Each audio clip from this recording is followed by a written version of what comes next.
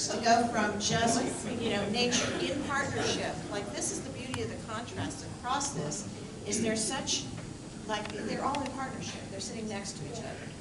And I think that's, and then of course the video.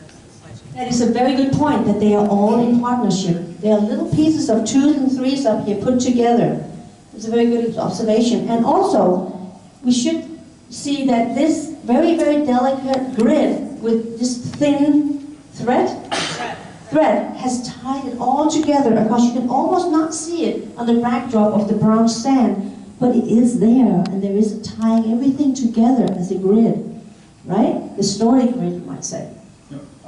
Just want to say that, the extension G, that's modern civilization, because the thread it indicates internet, so they are all connected.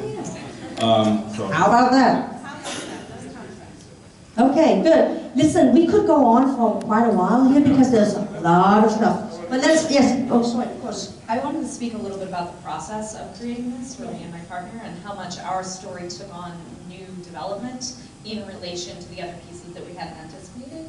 So for us, all of a sudden, the tiger represented an element maybe of danger or fear, or an entire other layer of the plot that we hadn't seen, right? And so part of what's powerful is the fact that we didn't wind up just being a pair, that all of a sudden became recontextualized.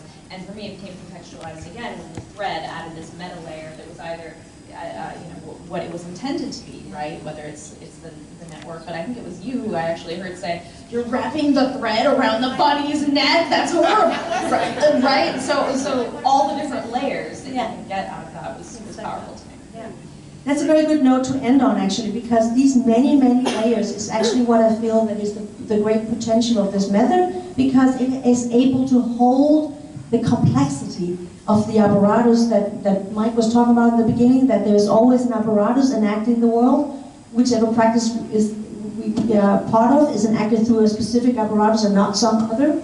This apparatus here is one particular one. It could have been done in any other way, through any other apparatus, and it would look different. So every time we want to look at a problematic of any sort, the designing problem we had before with the wayfinding system, or whichever, a leadership problematic, there's always a complexity to it. And this method here, with the many layers that's afforded here, like you just very finely pointed out, are able to be here, and we can navigate it, we can work with it, we can handle it visually.